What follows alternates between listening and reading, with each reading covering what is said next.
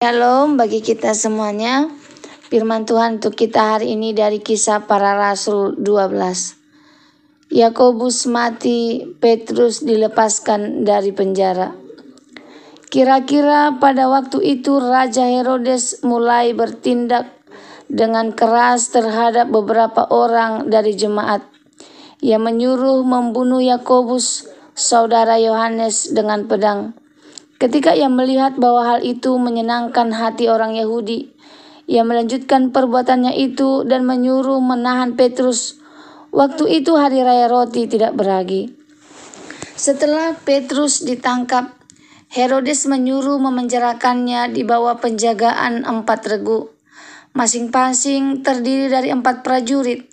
Maksudnya ialah supaya sehabis Paskah ia menghadapkannya ke depan orang banyak. Demikianlah Petrus ditahan di dalam penjara, tetapi jemaat dengan tekun mendoakannya kepada Allah.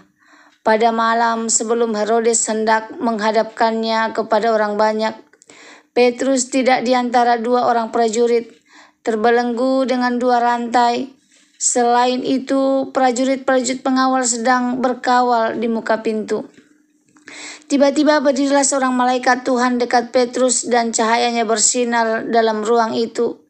Malaikat itu menepuk Petrus untuk membangunkannya, katanya, "Bangunlah segera."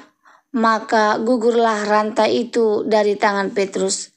Lalu kata malaikat itu kepadanya, "Ikatlah pinggangmu dan kenakanlah sepatumu." Ia pun berbuat demikian. Lalu malaikat itu berkata kepadanya, "Kenakanlah jubahmu dan ikutlah aku." Lalu ia mengikuti malaikat itu keluar dan ia tidak tahu bahwa apa yang dilakukan malaikat itu sungguh-sungguh terjadi. Sangkanya ia melihat suatu penglihatan. Setelah mereka melalui tempat kawal pertama dan tempat kawal kedua, sampailah mereka ke pintu gerbang besi yang menuju ke kota.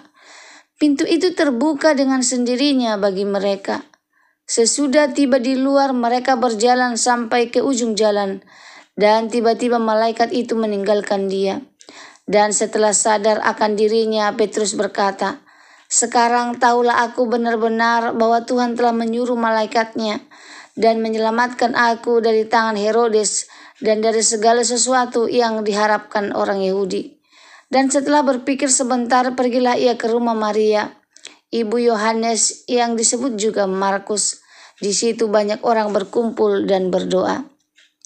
Dan ketika ia mengetuk pintu gerbang, datanglah seorang hamba perempuan bernama Rode untuk mengetahui siapa yang mengetuk pintu. Ia terus mengenal suara Petrus, tetapi karena girangnya ia tidak membuka pintu gerbang itu dan segera masuk ke dalam untuk memberitahu bahwa Petrus ada di depan pintu gerbang. Kata mereka kepada perempuan itu, "Engkau mengigau." Akan tetapi ia tetap mengatakan bahwa benar-benar demikian. Kata mereka, "Itu malaikatnya." Tetapi Petrus terus-menerus mengetuk, dan ketika mereka membuka pintu dan melihat dia, mereka tercengang-cengang. Tetapi Petrus memberi isyarat dengan tangannya supaya mereka diam. Lalu ia menceritakan bagaimana Tuhan menuntunnya keluar dari penjara. Katanya, "Beritahukanlah hal ini kepada Yakobus dan saudara-saudara kita." Lalu ia keluar dan pergi ke tempat lain. Pada keesokan harinya gemparlah prajurit-prajurit itu. Mereka bertanya-tanya apakah yang telah terjadi dengan Petrus. Herodes menyuruh mencari Petrus, tetapi ia tidak ditemukan. Lalu Herodes menyuruh memeriksa pengawal-pengawal itu dan membunuh mereka. Kemudian ia berangkat dari Yehuda ke Kaisera dan tinggal di situ. Herodes mati. Herodes sangat marah terhadap orang Tirus dan Sidon. Atas persetujuan bersama mereka pergi menghadap dia. Mereka berhasil membujuk Blatus, pegawai istana raja, ke pihak mereka. Lalu mereka memohonkan perdamaian karena negeri mereka beroleh bahan makanan dari wilayah raja. Dan pada suatu hari yang ditentukan, Herodes mengenakan pakaian kerajaan, lalu duduk di atas tahta dan berpidato kepada mereka. Dan rakyatnya bersorak membalasnya, "Ini suara Allah dan bukan suara manusia." Dan seketika itu juga ia ditampar malaikat Tuhan karena ia tidak memberi hormat kepada Allah. Ia mati dimakan cacing-cacing.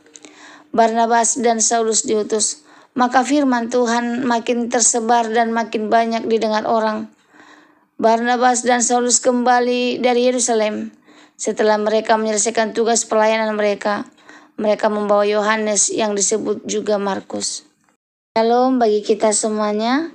Renungan untuk kita hari ini dari Kisah Para Rasul pasal 12. Pertolongan Tuhan datang di saat yang mustahil. Saudara yang dikasihi Tuhan, dalam kehidupan ini sering kita merasa seperti Petrus yang terbelenggu di penjara. Tidak bisa bergerak, tidak tahu apa yang akan terjadi besok. Masalah datang bertubi-tubi. Ekonomi, keluarga, pelayanan, bahkan pergumulan iman. Tetapi kabar baiknya adalah Tuhan tidak pernah berhenti bekerja, bahkan ketika kita tidak melihat jalan keluar. Tuhan masih melihat di tengah penderitaan ayat 1-5. Raja Herodes menindas jemaat, Yakobus dibunuh, Petrus ditangkap dan dijaga oleh 16 prajurit. Dari sisi manusia ini akhir cerita, tidak ada jalan keluar. Namun ayat 5 tertulis, tetapi jemaat dengan tekun mendoakannya kepada Allah. Doa jemaat tidak membebaskan Petrus seketika, tapi doa menjaga api iman tetap menyala. Kadang Tuhan belum membuka pintu penjara kita karena Dia sedang menguji ketekunan doa kita. Kita sering menyerah terlalu cepat, padahal pertolongan Tuhan sudah di depan pintu. Tuhan bekerja secara ajaib. Malaikat datang pada malam sebelum Petrus dihukum. Malam itu Petrus tidur di antara dua prajurit, dirantai, dijaga di depan pintu gerbang besi. Tapi ketika Tuhan turun tangan, rantai itu gugur, gerbang besi terbuka sendiri. Petrus dibebaskan tanpa peperangan. Ketika Tuhan berkata, bangun, tidak ada rantai yang bisa menahanmu. Banyak orang berpikir mujizat sudah berhenti, tapi Tuhan masih bekerja dengan caranya. Kadang diam-diam, kadang tak terduga. Mujizat bukan berarti semua masalah hilang, tapi hati kita dibebaskan untuk berjalan kembali bersama Tuhan. Doa yang tidak pernah sia-sia. Ketika Petrus datang ke rumah Maria, jemaat sedang berdoa, tapi ironisnya mereka tidak percaya ketika doa mereka dijawab. Rode berkata, Petrus di depan pintu. Mereka menjawab, engkau mengigau. Ini menggambarkan kita seringkali berdoa tanpa sungguh percaya Tuhan akan bertindak. Namun kasih karunia Tuhan begitu besar. Walau mereka kurang percaya, Tuhan tetap menjawab doa mereka. Tuhan tidak menjawab karena besarnya iman kita, tapi besarnya kasih-Nya. Tuhan yang membela namanya. Herodes yang sombong menolak memberi hormat kepada Allah. Rakyat menyembah Dia sebagai Allah, seketika itu juga ia mati dimakan cacing. Ini pengingat bahwa kemuliaan hanya milik Tuhan. Siapapun yang berani mengambil kemuliaan Tuhan akan jatuh. Tetapi bagi orang yang mengangkat nama Tuhan, Tuhan sendiri yang akan meninggikannya. Firman Tuhan tidak bisa dipenjarakan. Maka firman Tuhan makin tersebar dan makin banyak didengarkan orang. Penjara tidak bisa menghentikan Injil. Rantai tidak bisa menahan kuasa doa. Kematian Yakobus tidak menghentikan rencana Allah. Justru dari penderitaan itu kuasa Tuhan semakin nyata. Yang penting bukan keadaan kita, tapi kehadiran Tuhan di dalam keadaan kita. Saudaraku, mungkin hari ini engkau sedang terkait oleh rasa takut, dipenjara oleh masa lalu, atau kehilangan harapan. Ingatlah, Tuhan yang melepaskan Petrus adalah Tuhan yang sama yang akan melepaskan engkau. Tidak ada pintu besi yang terlalu berat bagi tangan Tuhan untuk dibuka. Tugas kita hanya satu, terus berdoa, percaya, dan tetap setia. Semoga firman Tuhan hari ini menjadi berkat bagi kita. Terima kasih, Tuhan Yesus memberkati. Shalom.